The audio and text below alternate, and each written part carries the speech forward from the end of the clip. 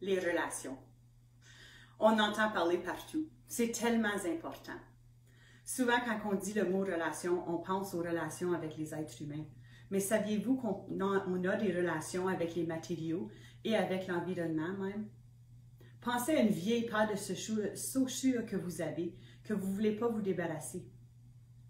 Vous êtes en relation avec vos chaussures. C'est un matériau.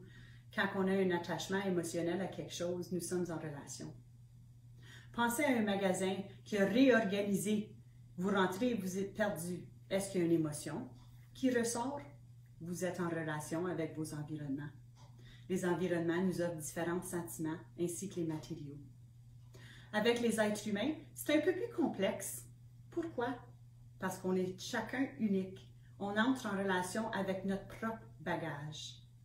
Ça me fait un peu penser aux plantes. Chaque plante n'est pas pareille. Nous devons nourrir les plantes selon leurs besoins. J'en ai des plantes qui ont besoin beaucoup d'eau. J'en ai qui ont besoin moins d'eau. J'en ai qui ont besoin plein de soleil. J'en ai qui ont besoin moins de soleil. Du soleil direct, du soleil indirect. Il y a beaucoup de variables. Mais quand j'apprends à connaître mes plantes, je peux leur donner ce qu'ils ont besoin de la façon dont ils l'ont besoin pour vraiment contribuer à leur croissance et leur plein potentiel. C'est une bonne analogie par rapport aux êtres humains. Nous sommes tous différents avec notre propre identité.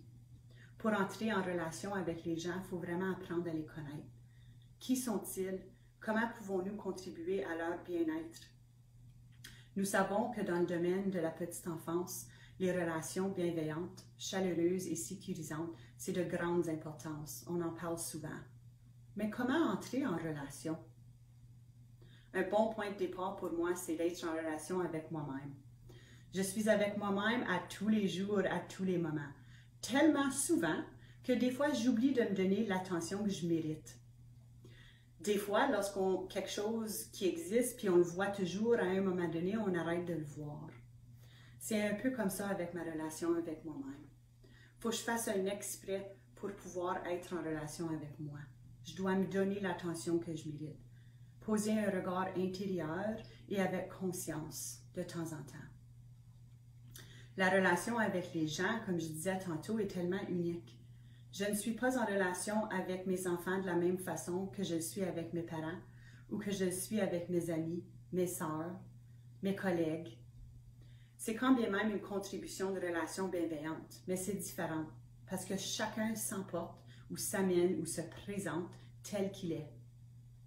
Lorsqu'on peut communiquer, être vulnérable, avoir une ouverture d'esprit, on peut entrer en relation et continuer à contribuer à l'harmonie de ces relations-là. Est-ce que vous vous posez un regard intérieur par rapport à la relation personnelle que vous avez avec vous-même? Est-ce que vous vous connaissez? Est-ce que vous vous laissez de l'espace à grandir et à faire évoluer votre propre relation? Apprenez à vous connaître. Vous voulez être en relation avec les autres et contribuer aux relations bienveillantes des enfants et des parents ainsi que vos collègues? Débutez avec vous. Lev Vygotsky nous dit toujours « Nous devenons nous-mêmes par l'entremise des autres ». Alors cela veut aussi dire que les autres deviennent eux-mêmes par l'entremise de nous. C'est le socio-constructivisme. Qui est ton entourage? Qui sont les gens autour de toi? Comment est-ce que tu influences les gens? Comment est-ce que tu te présentes? Comment est-ce que tu t'influences toi-même? Je te pose beaucoup de questions, mais quelle meilleure façon d'apprendre à se connaître que d'être curieuse, que de vivre des introspections? Je vous souhaite d'ici des introspections et des curiosités par rapport à vos relations humaines, vos relations avec les matériaux et vos relations avec l'environnement. Explorez et surtout ayez du plaisir et soyez gentils avec vous-même lors de ces explorations-là. Les relations, c'est partout. C'est l'ancrage, c'est important et c'est ce qui nous emmène partout dans la vie. Explorez.